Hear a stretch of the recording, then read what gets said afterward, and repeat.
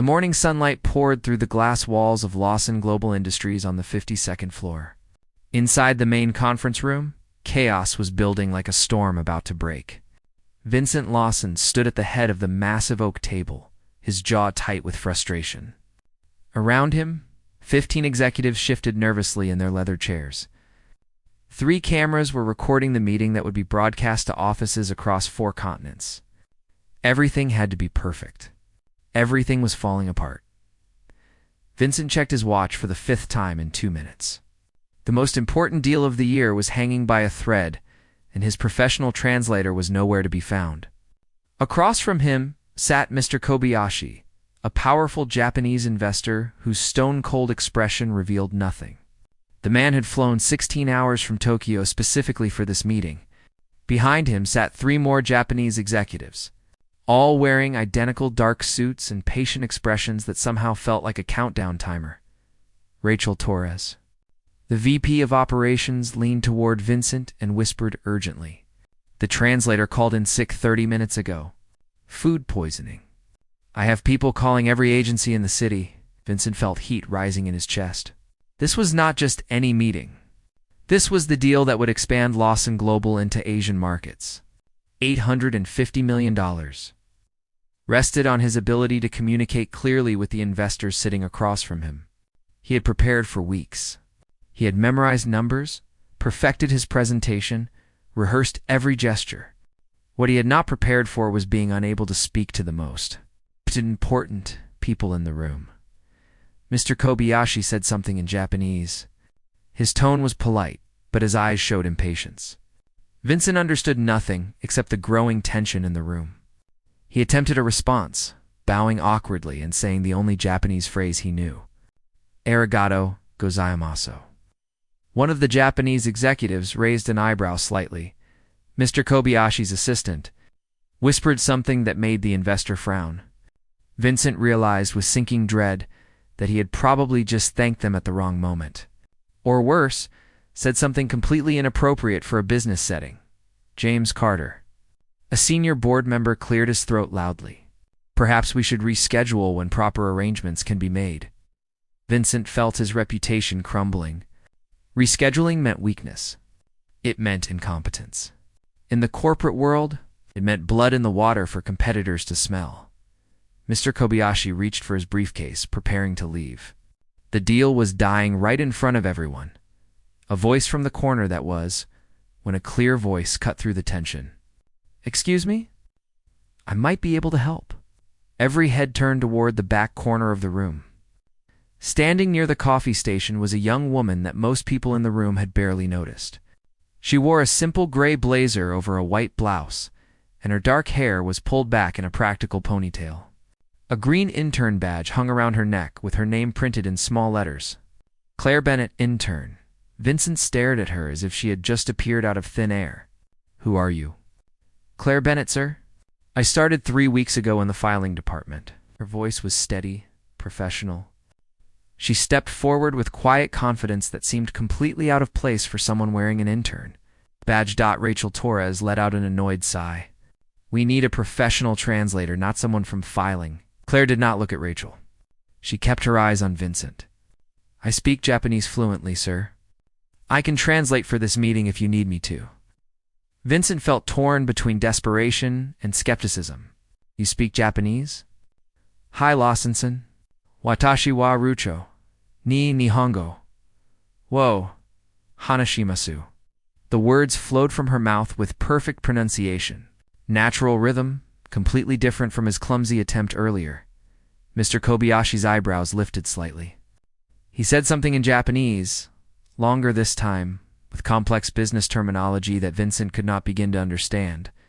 Claire responded immediately, her tone respectful and formal. When she turned back to Vincent, she translated smoothly. Mr. Kobayashi says he appreciates the effort to find a solution. However, he is concerned about the delay and wants to know if we are truly prepared to discuss the contract terms seriously today.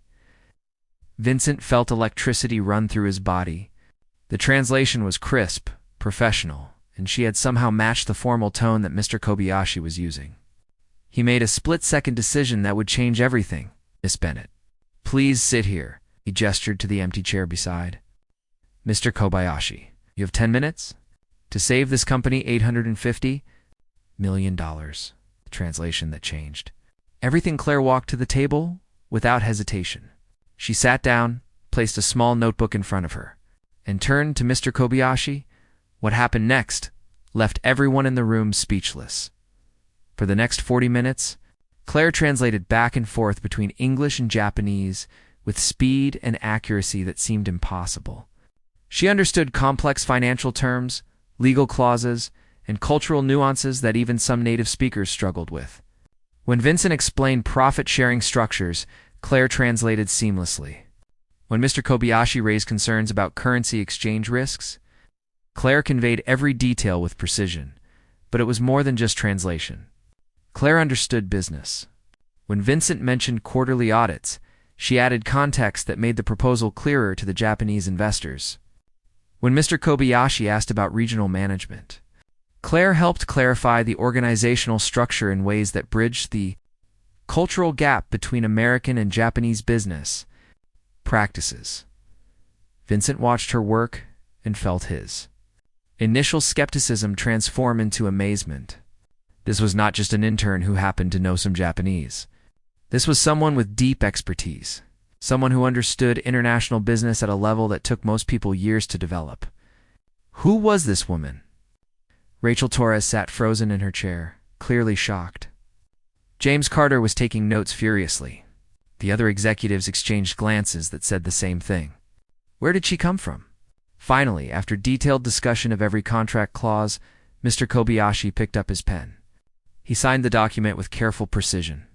Then he stood, bowed deeply toward Vincent, and said something in Japanese while looking directly at Claire. She smiled and bowed back before translating. Mr. Kobayashi says you have made an excellent hire. He looks forward to working with Lawson Global, and he specifically wants to commend your translator for her skill and professionalism. The Japanese delegation left the room with satisfied expressions. The camera stopped recording. The executives began to disperse, buzzing with whispered conversations. Vincent remained seated, staring at Claire as she calmly gathered her notebook. Miss Bennett. His voice stopped her at the door. Yes, Mr. Lawson. Where did you learn to speak Japanese like that? Claire adjusted her intern badge, that small green card that suddenly seemed completely wrong for someone with her abilities. I studied linguistics in college, sir. I spent 2 years living in Osaka working with international trade companies before returning to the States. Vincent processed this information slowly. And you are working in our filing department because... Because the job market is difficult. Mr. Lawson, I take what opportunities I can find. Her expression remained neutral, but something flickered in her eyes. A story hidden beneath the surface. Vincent stood and walked closer. Starting tomorrow, you work directly with me. All international meetings. All translation work. Name your salary. For the first time, Claire's professional mask slipped slightly. Surprise crossed her face, followed quickly by something else. Hesitation, fear. It vanished before Vincent could identify it clearly. That is very generous, Mr. Lawson, but I should mention that I also speak Mandarin, German, French, and Spanish. If you need those as well... Vincent felt his jaw drop. You speak 6 languages? Fluently, yes, sir. Rachel Torres, still in the room, made a sound of disbelief. That is impossible. Nobody speaks 6 languages fluently while working as a filing intern. Claire turned to face Rachel directly. For just a moment, steel flashed in her eyes. With respect, Ms. Torres, many things are possible when necessity demands it. The room fell silent. Vincent found himself studying Claire more carefully. Her posture was perfect. Her diction was precise. Everything about her suggested education, training, and experience far beyond what an entry-level intern should possess. Miss Bennett, Vincent said slowly, I have the strangest feeling that I have seen you before. Claire's hand tightened almost invisibly on her notebook. I have a common face, sir. People often think they recognize me. No. Vincent shook his head. It is something specific. Something about your eyes or maybe your voice? I assure you, Mr. Lawson, We have never met." She smiled politely. "May I be excused?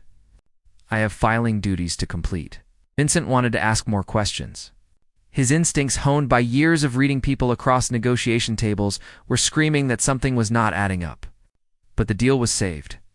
His company was secure, and he had just discovered a talent that could transform his international operations. "You are excused. Report to my office tomorrow morning at 8. Claire nodded and left the conference room. Vincent watched her go, noting the confident stride that seemed at odds with the humble intern badge around her neck. Rachel approached him with suspicion written across her face. "Vincent, something about her does not feel right. We should run a background check." "Do it," Vincent agreed, "and pull her employment file. I want to know everything about Claire Bennett by tomorrow morning." What Vincent did not know was that the employment file would raise more questions than answers. What he did not suspect was that Claire Bennett had walked these halls before, under a different name, in a different role, and had left under circumstances that someone had worked very hard to erase from company records. In the elevator riding down to the filing department, Claire removed her intern badge and looked at it. The green plastic felt cold in her hand.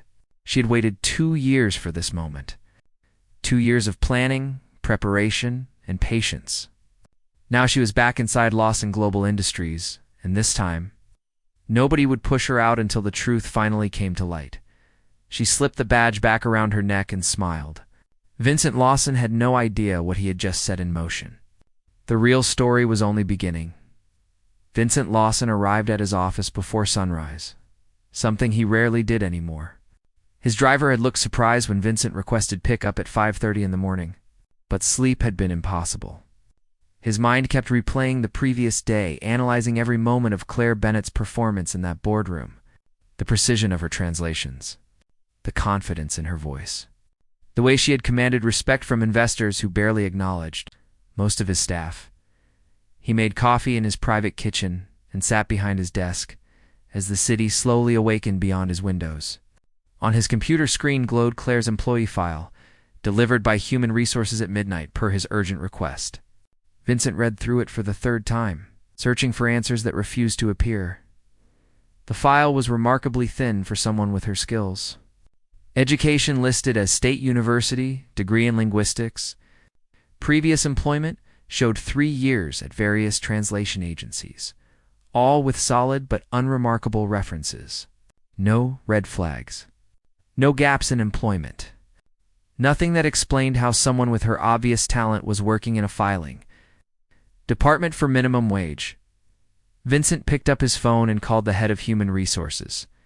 The woman answered on the 4th ring, her voice thick with sleep. "Len, it is Vincent. I need you to dig deeper on Claire Bennett." "Mr. Lawson, it is not even 6 in the morning. I'm aware of the time. I need to know everything about her. Where she really worked before? Who hired her? Why someone with her qualifications accepted an intern position?" He paused, then added something that had been bothering him all night. "And I want to know if she ever worked for this company before under a different name." Silence on the other end. Then Helen's voice came back, suddenly more alert. "What makes you think she worked here before?" "Instinct. Can you check? Our records only go back 2 years in the current system. We had a major database update that archived older files, but I can request access to the archives." "Do it. I want answers by this afternoon." Vincent ended the call and turned back to the window. The sun was rising now, painting the glass towers of downtown in shades of gold and orange. Somewhere in this building, Claire Bennett was probably arriving for work, preparing to file papers and answer phones as if yesterday had never happened. The thought bothered him more than he wanted to admit. The promotion at 8 o'clock sharp. Claire knocked on Vincent's office door. She wore another simple outfit, navy blazer this time, with her hair pulled back in the same practical style. The intern badge still hung around her neck like a label that no longer fit. "Miss Bennett, please sit." Vincent gestured to the chair across from his desk. Claire sat with perfect posture, hands folded in her lap, expression calm and professional. She looked like someone who had sat across from executives 1,000 times before, not someone who should be sorting files in a basement office. Vincent studied her openly. I have been reviewing your file. I assumed you would. It raises questions. Most files do. Claire's voice remained neutral, but something flickered in her eyes. Caution. Amusement. Vincent could not quite read it. Why are you really here, Miss Bennett? I needed a job. You were hiring. Companies across this city would hire someone with your skills immediately. International firms pay six-figure salaries for translators half as good as you. Yet you chose to file papers for $12 an hour. Vincent leaned forward. That makes no sense. Claire met his gaze steadily. Perhaps I had my reasons. What reasons? Personal ones, Mr. Lawson. With respect, my motivations are my own. Vincent felt frustration building. He was used to getting answers, to understanding the people who worked for him. Claire remained a locked door, and it bothered him intensely. Starting today, you will work as my executive translator. $75,000 to start, with performance bonuses. You will have an office on this floor and full access to all international communications. He slid a contract across the desk. Sign this. Claire picked up the document and read it carefully. Vincent watched her eyes move across the page, noting how she paused at certain clauses, how her expression remained unreadable throughout. Finally, she looked up. This is very generous. You saved an $850 million deal. You are worth considerably more than what I am offering. Then why not offer more? The question came with the hint of a challenge. Vincent smiled despite himself. Because I want to see what you do with this opportunity first. Prove your value beyond one impressive performance, and we will discuss a significant raise. Claire picked up the pen and signed her name in smooth, confident strokes. As she did, Vincent noticed something odd. The way she held the pen, the angle of her wrist, the speed of her signature. It triggered a memory he could not quite grasp, like trying to remember a dream after waking. Have you ever worked in corporate settings before your translation agencies? He asked suddenly. Claire set down the pen. Define corporate settings, executive offices, international negotiations, high-pressure environments. I have experienced high-pressure environments, Mr. Lawson, though not always in offices. Before Vincent could press further, his phone buzzed. His assistant's voice came through. Mr. Lawson, Ms. Graham is here to see you. She says it is urgent. Vincent grimaced. Sophia Graham. His ex-fiancée and current marketing director. Their relationship had ended badly 6 months ago when Vincent discovered she cared more about his money than his company. She had remained on staff because firing her would have created legal complications neither of them wanted. Now she made his professional life deliberately difficult whenever possible. Send her in, Vincent said reluctantly. Sophia entered like a storm in designer heels. Her platinum hair was styled perfectly, her expression a mixture of curiosity and something darker. She stopped short when she saw Claire sitting in front of Vincent's desk. I heard we had excitement yesterday. Sophia's tone was sweet poison. An intern saving the day. How very dramatic, Vincent gestured toward Claire. Sophia Graham, meet Claire Bennett. Claire Sophia is our marketing director, Vincent's former fiancée, Sophia added, with a sharp smile. Though he seems to forget that detail when introducing me. Claire stood and extended her hand. Pleased to meet you, Ms. Graham. Sophia shook her hand while studying Claire with obvious assessment. So you are the mystery translator everyone is talking about. Tell me, where did you learn Japanese? College and practical experience. How wonderfully vague. Sophia turned to Vincent. Darling, we need to discuss the press release about yesterday's deal. The media is asking questions about our sudden change in translation staff. Handle it however you think best. That is your job. My job is to protect this company's image, which means I need to know exactly who we are promoting into sensitive positions. Sophia looked at Claire again. No offense, dear, but appearing out of nowhere and suddenly having access to confidential negotiations does raise some concerns. Claire's expression did not change, but Vincent noticed her shoulders tighten almost imperceptibly. I understand your caution, Ms. Graham. Background checks are reasonable in these situations.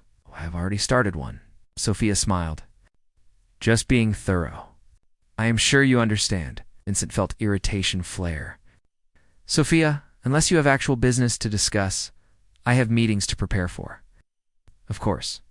I will leave you to your new protégé. Sophia moved toward the door, then paused. By the way, Claire, I love your style. Very understated. Very invisible. Almost like you are trying not to be noticed. After Sophia left, silence filled the office. Claire sat back down, her composure intact, but something new in her eyes. Wariness. I apologize for that, Vincent said. Sophia can be difficult. She is protecting her territory. I would do the same. This is not about territory. This is about her needing to control everything around me. Vincent ran a hand through his hair. Our engagement ended poorly. She has not forgiven me for choosing the company over her ultimatum. Claire tilted her head slightly. She wanted you to choose between her and your business? She wanted me to step back from daily operations. Let others run things while we focused on our relationship. I refused. Some people do not understand that this company is not just what I do. It is who I am. For the first time, something softened in Claire's expression. I understand that more than you might think, Mr. Lawson. Ow. Vincent found himself curious again. What do you mean? Before Claire could answer, his phone buzzed again. This time it was his assistant with news that Thomas Wu, a major Chinese investor, was calling with an urgent matter regarding a manufacturing contract. I need to take this, Vincent said apologetically. Can you stay? I might need translation help. Claire nodded and remained seated as Vincent answered the call on speaker. Thomas Wu's voice filled the office, speaking rapid Mandarin that Vincent could barely follow. He caught words for problem and delay, but nothing else. Claire leaned forward slightly and began translating in real time. Mr. Wu says there has been a complication at the Shanghai manufacturing facility. A dispute with local suppliers over quality standards. Production has stopped until it can be resolved. He needs authorization to offer a 15% premium to secure alternative suppliers immediately. Vincent felt his chest tighten. This was exactly the kind of crisis that could derail their entire Asian expansion. Tell him I authorize the premium, but I want daily reports on the situation. Claire spoke in fluid Mandarin, her tone conveying both authority and respect. Thomas Wu responded at length. Claire translated again. He agrees to daily reports. He also suggests you consider sending someone from corporate to oversee the situation personally. He feels it would show good faith to the Chinese partners. Vincent met Claire's eyes. Ask him if he would be satisfied if I sent my executive translator to represent the company. Claire's eyes widened slightly, surprise breaking through her professional mask, but she translated the question. Thomas Wu's response was immediate and positive. He says that would be acceptable, Claire translated. He was impressed with your choice of translator and would welcome the opportunity to work with someone who understands both languages and business. Made a decision that felt both risky and absolutely right. Book a flight to Shanghai for tomorrow. You will be there for 1 week, maybe 2, depending on how quickly we can resolve this. The investigation after Claire left to prepare for Shanghai, Vincent called Helen back. Tell me you found something. I found something strange. Helen's voice was tight with concern. Claire Bennett was hired 6 weeks ago through our standard intern program. But when I searched the archives, I found another file. Someone named Catherine Blake, who worked here 2 years ago. Who is Catherine Blake? That is the strange part. Her file was flagged for deletion. All records were supposed to be purged from our system. But it made backup copies before the purge, and I found those. Catherine Blake was hired as a cleaning staff member. She worked here for 3 months before being terminated. Vincent felt cold realization creeping up his spine. Why was she terminated? The file does not say, the termination was processed by your predecessor, Richard Morrison, right before he retired. But here's what is really strange. I pulled up Catherine Blake's photo from her employee badge. Send it to me now. Seconds later, an image appeared on Vincent's computer screen. He stared at it, his heart beating faster. The woman in the photo had shorter hair, no makeup, and wore a cleaning uniform. But the eyes were the same. The shape of her face was the same. Catherine Blake and Claire Bennett were the same person. Vincent sat back in his chair, mind racing. Claire had worked here before. She had been fired, and now she had come back under a different name, different appearance, working her way back into the company. But why? What was she trying to accomplish? His phone rang. It was James Carter, the board member who had been in yesterday's meeting. "Vincent, we need to talk about your new translator." "What about her?" "I did some digging. Claire Bennett does not exist before 6 months ago. Her credit history, her tax records, even her university degree. Everything starts 6 months ago, as if she was created out of nothing." Vincent felt his stomach drop. "Are you certain?" "I had a private investigator look into it. Everything about Claire Bennett is real, but it is all new. She legally changed her name, created new identification, built a complete background. This woman is hiding something major." After ending the call, Vincent stood and walked to his window. 40 floors below, the city moved through its normal rhythm. Somewhere down there, Claire Bennett, or Catherine Blake, or whoever she really was, had just become the biggest mystery of his career. His assistant knocked and entered. "Mr. Lawson, Ms. Graham is requesting another meeting. She says she has information about Claire Bennett that you need to see immediately." Vincent closed his eyes. Of course, Sophia had found something. She had probably started investigating the moment Claire left his office. "Send her in." Oh. Sophia entered with a tablet and a triumphant expression. "You are not going to believe what I found. Try me. Your miracle translator is a fraud. She changed her name 6 months ago. Before that, she was Catherine Blake, and before that, who knows?" Sophia pulled up documents on her tablet. But here's the interesting part. 2 years ago, a woman matching her description worked in this building, cleaning crew. She was fired after some kind of incident that nobody wants to talk about. Vincent kept his expression neutral, even as his suspicions were confirmed. What kind of incident? That is what I am trying to find out. But Vincent, think about it. She worked here before. She was fired. Now she is back under a false identity, worming her way into your inner circle. This is corporate espionage, or worse. Or she has a legitimate reason for coming back. Sophia stared at him. "You are defending her? You do not even know her real story." Which is exactly why I'm not jumping to conclusions. Vincent took the tablet from Sophia's hands. "I will handle this. You focus on your actual job. My actual job includes protecting you from people who might hurt this company. And I appreciate that. But I will handle Claire Bennett my way." After Sophia left, clearly frustrated, Vincent sat alone with the evidence. Claire had lied about her identity. She had deliberately hidden her past with the company. Every instinct told him he should fire her immediately, call security, have her escorted from the building, but something held him back. The way she had looked at him when discussing the company, the understanding in her voice when he explained why his business mattered so much. Whatever her reasons for coming back, whatever her real identity, Vincent could not shake the feeling that her story was more complicated than simple deception. He picked up his phone and made a call to Richard Morrison, his predecessor. The old man had retired to Florida but still kept his phone on for business inquiries. "Richard, it is Vincent Lawson. I need to ask you about someone who worked here 2 years ago. Catherine Blake." Long silence on the other end. Then Richard's voice came back, heavy with something that sounded like regret. "That is a name I hoped never to hear again. Why? What happened?" "I made a mistake, Vincent. One of the worst of my career. Catherine Blake was extraordinary, brilliant even. She saved a major deal when our translator failed. I promoted her on the spot. But then someone convinced me she was a security risk. They showed me evidence of misconduct. I fired her without giving her a chance to defend herself." Richard paused. 3 months later, I discovered the evidence was fabricated. Someone had set her up. Vince's blood ran cold. "Who?" "I never found out for certain, but I had my suspicions. Check who benefited most from her departure.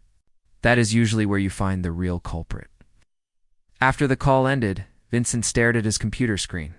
The pieces were falling into place. Claire had been wrongfully fired. Someone had destroyed her career. And now she had come back carefully and deliberately to do something.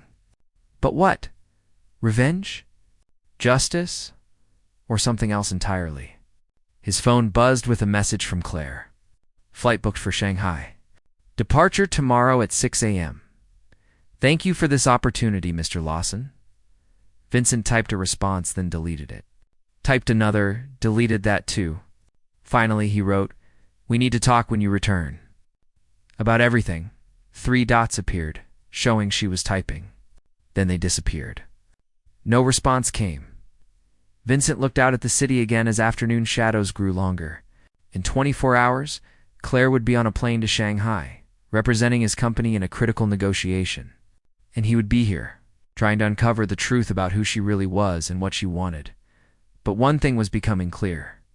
Whatever happened 2 years ago, whatever injustice had been done to Catherine Blake, it was connected to his company. And Vincent Lawson did not build an empire by ignoring problems.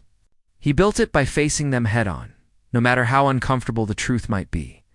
Tomorrow, Claire would go to Shanghai. But when she returned, Vincent would have answers. And then, finally, they would have the conversation that should have happened 2 years ago. The game was changing. Vincent just hoped he understood the rules before someone else got hurt. Claire stood in the glass-walled conference room of the Shanghai manufacturing facility, watching the sun set over the city skyline. Behind her, Thomas Wu and 6 Chinese suppliers were signing agreements that would restart production and save millions in delays. The negotiation had taken 4 days of intense discussions, cultural navigation, and precision translation. Claire had handled all of it flawlessly. Thomas Wu approached her with a respectful bow.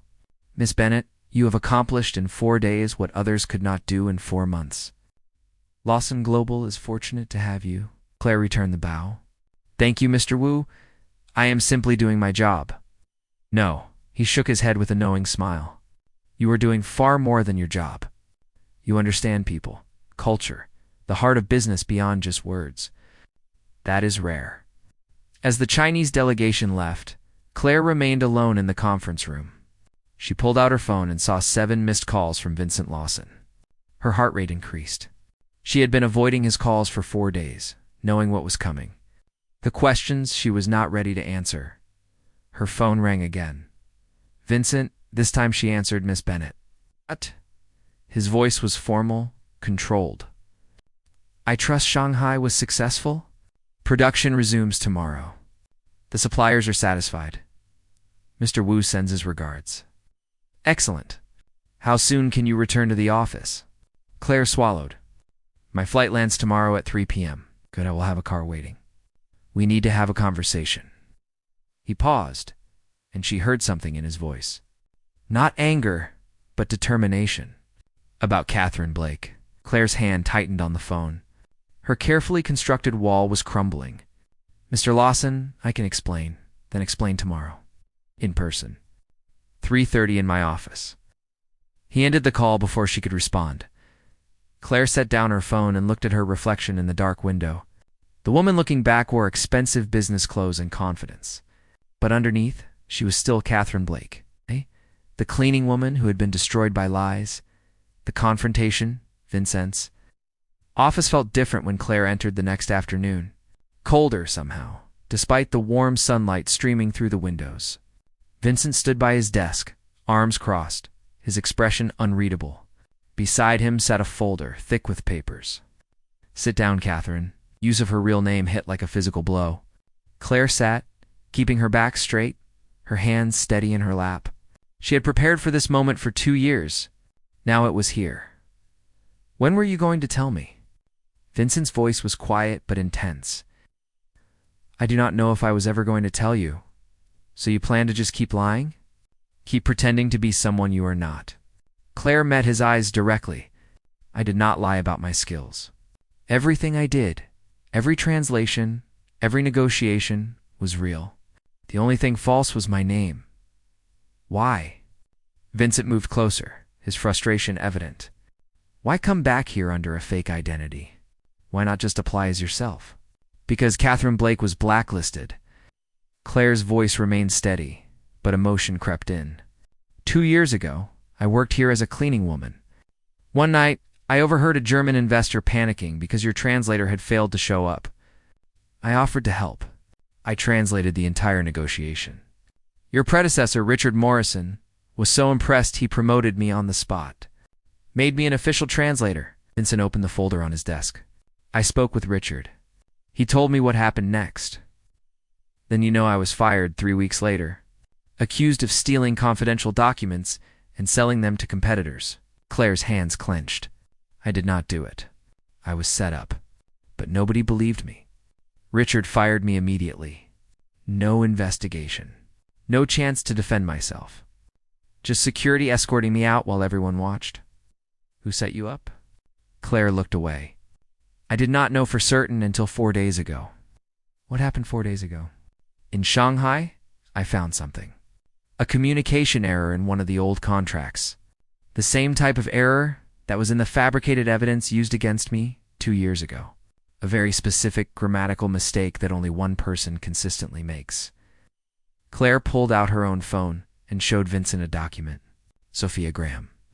Vincent stared at the screen, his expression darkening. You are accusing my marketing director of framing you. I am not accusing. I am showing you facts. Claire pulled up more documents. 2 years ago, Sophia was Richard's assistant. She handled all confidential communications. She had access to everything. When I was promoted, I replaced someone she was close to. Someone who was feeding her inside information. So she destroyed you to protect her spy? Or because she saw me as a threat? Claire's voice grew harder. I was nobody. A cleaning woman who dared to rise above her station. Sophia could not allow that. It upset the order she wanted to maintain. Vincent sat down heavily in his chair. He pulled up files on his computer, cross-referencing information. Minutes passed in silence as he reviewed documents, compared dates, analyzed evidence. Claire waited, barely breathing. Finally, Vincent looked up. The grammatical errors match. The timeline fits. Even the way the documents were formatted is consistent with Sophia's style. He closed his laptop. I believe you. Claire felt tears prick her eyes, but fought them back.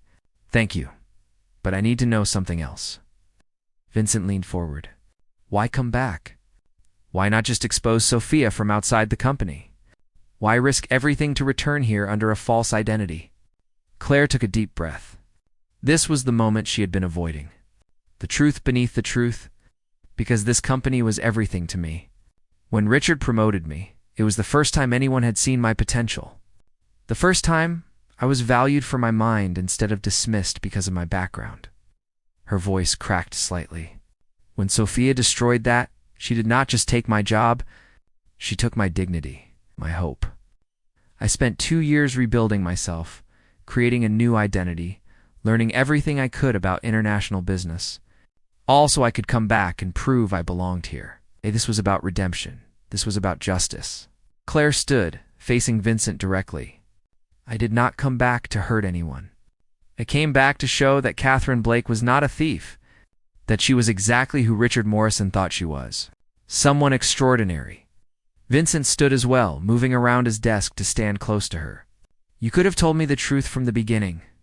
I would have listened, would you? Claire challenged. A woman with a fake identity claiming she was framed 2 years ago? Why would you believe that? You needed to see my work first, to understand what I was capable of. Then maybe you would listen to the rest. You manipulated the situation. I created an opportunity for truth. Claire held his gaze, and it worked. You believe me now? Vincent studied her face, seeing past the professional mask to the wounded person underneath. What do you want to happen next? I want Sophia Graham to face consequences for what she did.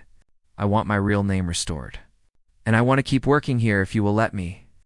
Before Vincent could respond, his office door burst open. Sophia Graham stormed in, her expression furious. Behind her stood 2 security guards. Vincent, I told you she was dangerous. Sophia pointed at Claire. I just received confirmation that Claire Bennett is a fake identity. She has been lying to everyone.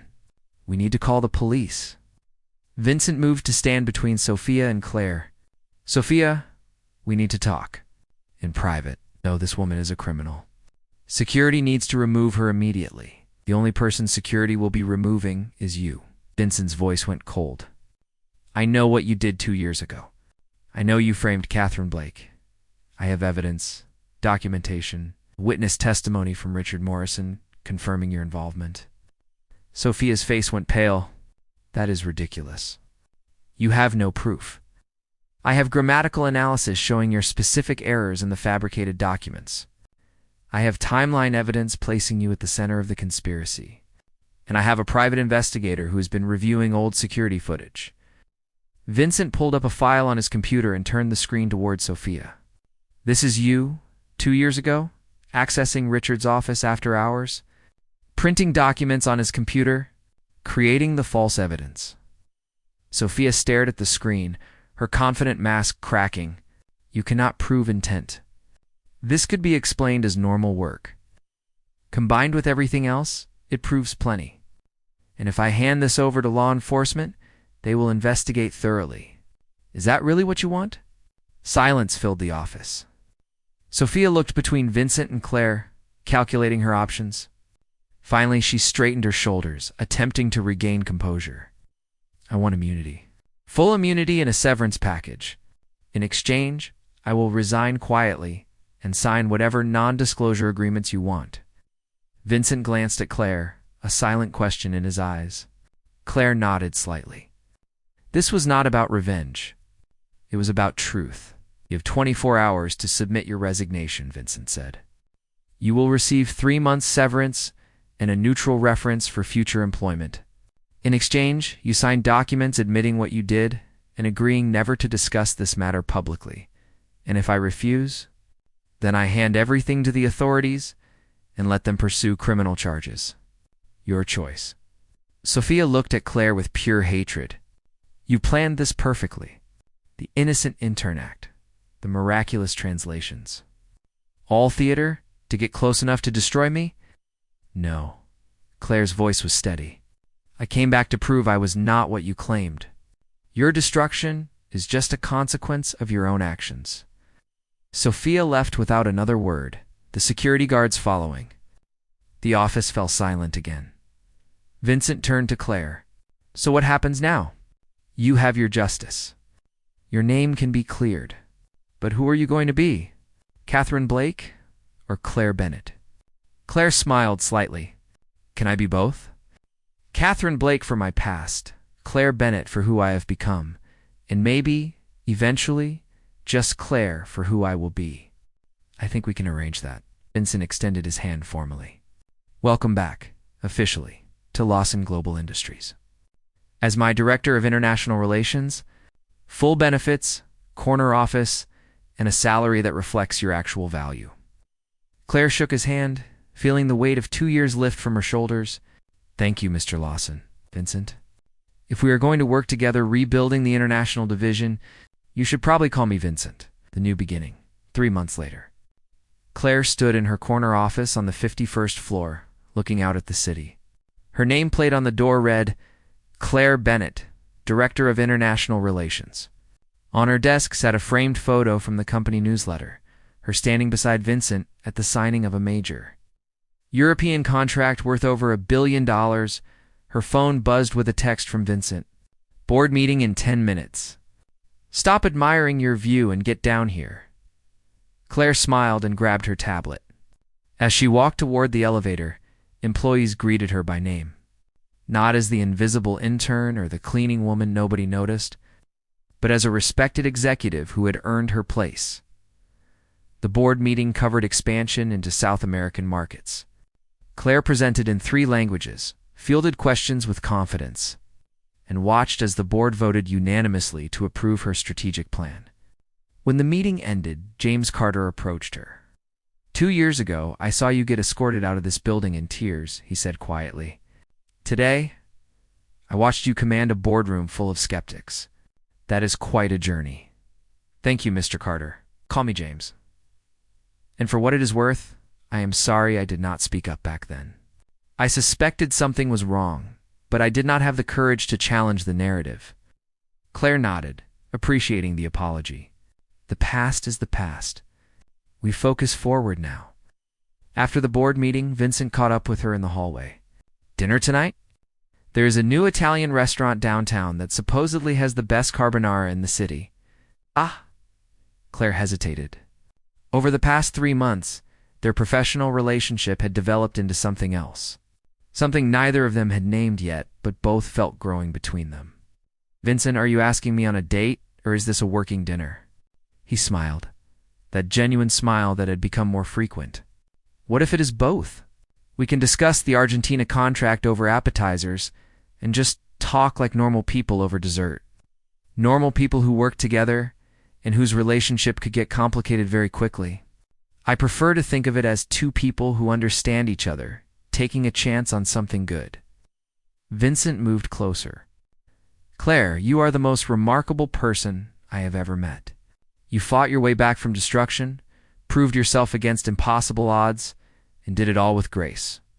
I would be an idiot not to see that you are special. Claire felt her heart race. What if it does not work out? What if mixing business and personal ruins everything we have built? Then we handle it like adults. But I think we owe it to ourselves to find out. He took her hand gently. What do you say, dinner?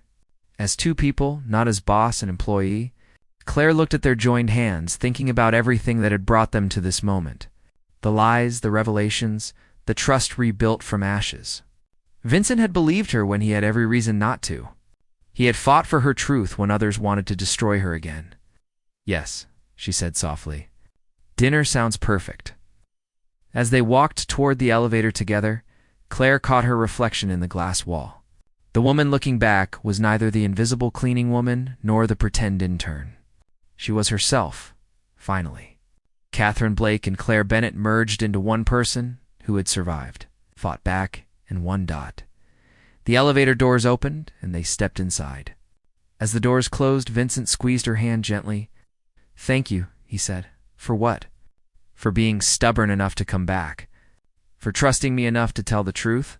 For giving us both a chance at something real. Claire leaned her head against his shoulder as the elevator descended. Thank you for listening. For believing. For seeing me. The elevator reached the ground floor, and the doors opened to the busy lobby where hundreds of employees moved through their daily routines. Once, Claire had been invisible among them. Now she walked through as an equal. With her head held high and her future stretching bright ahead, she had come back for justice and found something more valuable. Redemption, respect, and perhaps if she was very lucky, love. The past could not be erased, but it could be overcome. And sometimes, the people who laugh at you in your lowest moment become the ones who cheer loudest when you rise. Vincent. Lawson had laughed when a poor intern offered to save his $1 million deal. Now he stood beside her, not as a boss, but as a partner in every sense of the word. The story that began with humiliation and doubt ended with dignity and hope. And that, Claire thought as they walked into the evening together, was the best kind of ending. The kind that was really just a beginning.